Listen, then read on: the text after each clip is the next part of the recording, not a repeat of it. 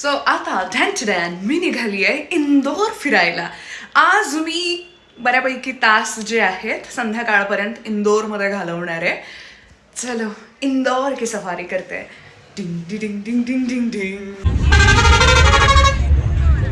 Hello hi, कसं आहे ना मित्रांनो, मी आरजे ज्योती तुमच्या सोबत आणि मी फिरायला जातीये इंदोरला. पण माझ्याकडे अवघे 4च तास आहेत. सो 4 तासांमध्ये काय काय मी इंदोर पाहिलं, चला मग तुम्हाला दाखवते. सो मित्रांनो आणि मैत्रिणींनो, मी नुकतीच आली आहे इंदोरमध्ये. आता इंदोर फिरेन मी, नुकतीच उतरली. डिडिंग डिडिंग. So welcome to Indore. So इंदोरला आल्यानंतर मी रिक्षा केली आहे आणि आता मी जाणार आहे 56 दुकानला. सो जिथे मी ऐकलंय खाण्यापिण्याच्या गोष्टी असतात, कंटिन्यू 56 दुकान आहे. सो बघूयात, तिथे जाऊयात, ट्राय करूयात. सो असं मस्तपैकी इंदोरमध्ये माझं स्वागत झालं. उज्जैनला गेले होते मी, सोबतच म्हटलं की 4 तास आहेत तर 4 तास इंदोर फिरावं. इंदोरचे रस्ते आणि भिंती इतक्या कमाल आहेत, म्हणजे तुम्ही बघू शकता इतकी सुंदर सुंदर चित्र काढली आहेत ना. आणि दोन्ही साईडला ओके, जेवढं मला पॉसिबल होतं आहे तेवढं मी तुम्हाला दाखवते. पण खूप सुंदर आहे हे सगळं, विलक्षण सुंदर आहे. आणि मला शांत बसवत नाही, मग काय, मी रिक्षावाल्या काकांशी सुद्धा गप्पा मारायला सुरुवात केली. क्या फेमस है खाने के लिए, हम क्या खाए वहाँ पर?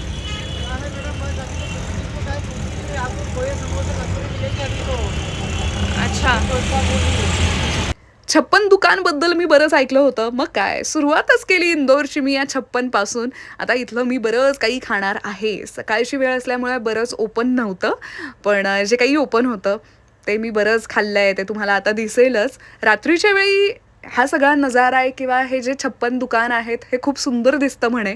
पण आता संध्याकाळची वेळ नाही आहे की नाही, मग आहे त्याच्यामध्ये थोडंसं ॲडजस्ट करावंच लागेल.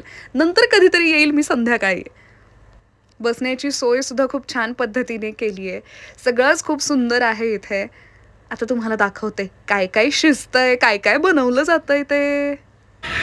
तसं तर सध्या ऊन पडलं आहे, 9:30 पावणे 10 झालेत. लेकिन इस हवा में एक अजीब सी ठंड है, म्हणजे उन्हात सुद्धा थंडी वाजेल अशा पद्धतीचं वातावरण आहे. पण मला छान वाटतं आहे. टिरिंग टिरिंग. सो आता चला खायला सुरुवात करूयात. मेन म्हणजे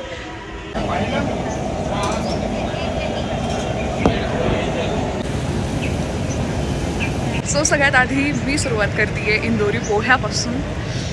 चला खाऊयात. मस्त पोहे, मस्त.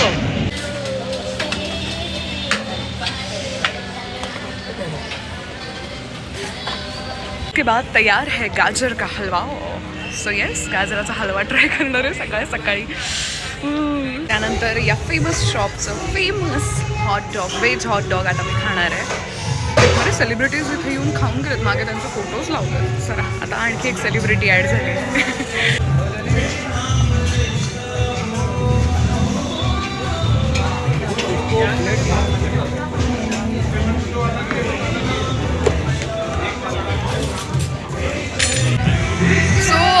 मागे छान रेडिओ लागलाय, रेडिओ ऐकताना खाण्यातली मजाच काही और.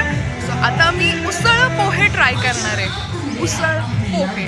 आणि ऊन लागायला लागलंय म्हणून गॉगल घातलाय परत. इतकं खाल्लंय आता मी एंड करते कॉफीने. मग बास, आता नाही जास्त खाऊ शकत मी. कॉफी छान वाटतेय, मस्त.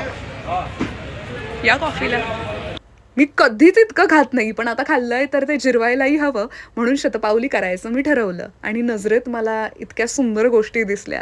हे किती कमाल आहे ना. हे सगळं सुंदर डोळ्यात साठवतीये तोपर्यंत आणखी एक या जगातली सगळ्यात बेस्ट गोष्ट माझ्या नजरेत आली.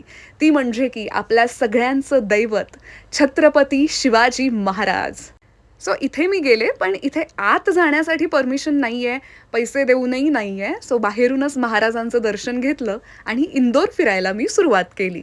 इंदोरमध्ये तसे बरेच मराठी लोक आहेत. पहिलं लोकेशन मी ठरवलं कृष्णपुरा छत्री.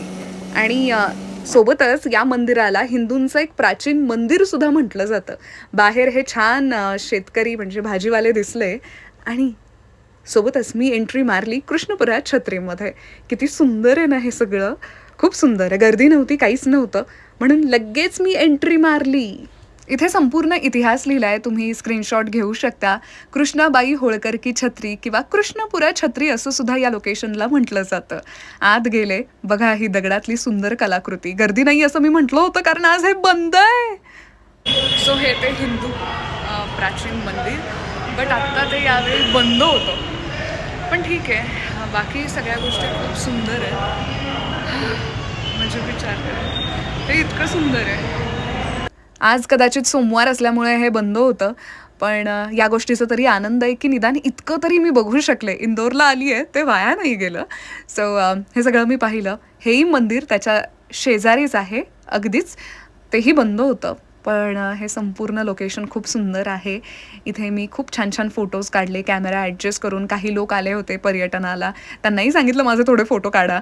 मग छान फोटो काढले. त्याच्या शेजारीच हे सुंदर असं मंदिर आहे. याला काय म्हणतात माहीत नाही, पण मला आवडलं. क्यूट. सो नुकतंच हे पाहून झालेलं आहे. सुंदर आहे, पण मंदिरांचं दर्शन झालं नाही. का माहिती का बंद होतं, पण बंद होतं ते सगळं. सो आता मी म्हणजे जी छत्री होती ती पाहून झाली आहे. आता जाते आहे शीश महालाकडे, काच का मंदिर. So stay tuned. कुठेही जायचं झालं तर थोडीशी मला शायनिंग मारावीच लागते. सो थोडीशी शायनिंग मारली आणि मग मी पोहोचले शीश महालात. इथे मोठा बोर्ड लावलाय की अजिबात शूट करू नका, नाहीतर 500 रुपये दंड बसेल. माझ्या रिक्षावाल्याने तेच मला सांगितलं, पण मी नाही ऐकलं. आगाऊपणा करायची सवयच लागली आहे ना. मी तरी सुद्धा भरपूर शूट केलं, चोरून चोरून का असेना केलंच. तुम्ही पण बघून घ्या हा शीश महल, खूप सुंदर आहे. तसं एंट्री फीज काही नाही आहे इथे, हे फ्री आहे, पण शूट करायला अलाउड नाही आहे. पण तरी मी चोरून चोरून करते. हा झुमर बघा किती सुंदर आहे. आणि काचा म्हणाल तर वर काचा, खाली काचा, सगळीकडे काचाच काचा. हो, इथे सॉक्स आणि शूज दोन्ही अलाउड नाही आहे. शेवटी मी ओरडासुद्धा खाल्ला, मग काय पळाले इथून. सो काच महाल पाहिल्यानंतर मी आली आहे शॉपिंगला. म्हणजे ही जी संपूर्ण लेन आहे, इथे छान छान इंदोरी कपडे, महेश्वरी साड्या मिळतात असं मी ऐकलं होतं. सो येता जाता लोक थांबवत आहेत. काही दुकानं अजून ओपन नाही झालेली, 12 नंतर होतात.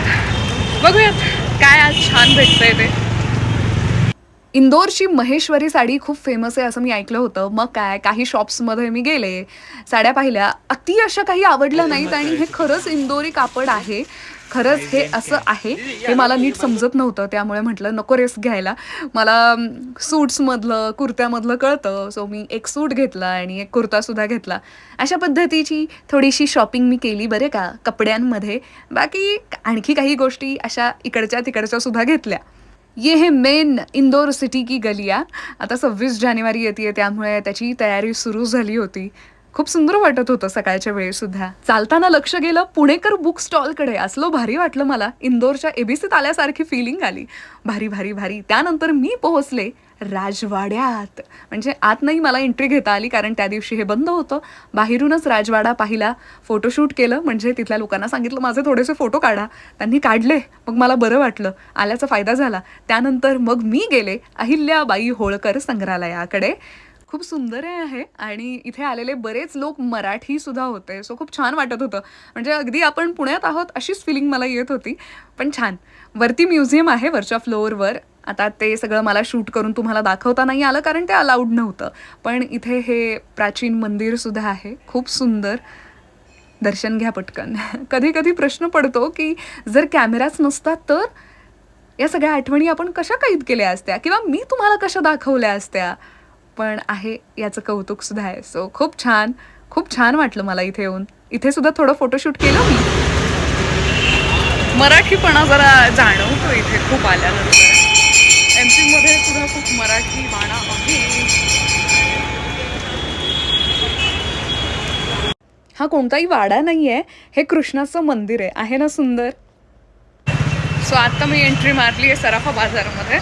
नावावरूनच कळतं आहे की हे सगळं ज्वेलर्सचं असणार आहे. सोनं चांदी खरेदी करायची असेल तर या लेनला तुम्ही येऊ शकता. काही काही बंद आहेत, काही काही सुरू आहेत. पण हे सगळं मला घ्यायचं नाही आहे कारण पैसे नाही आहेत माझ्याकडे. आणखी एक हा मेन चौक. मला कळालं की इथून मला बस मिळू शकते. सो म्हणून मी इथे आले.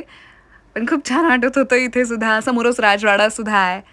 छान छान छान छान छान वाटत असतानाच कळालं की आता आपला टाईम संपला आहे. त्यामुळे मी तिथून निघाले, बस केली. आता मी जाणार आहे उज्जैनला, तिथून पुण्याला.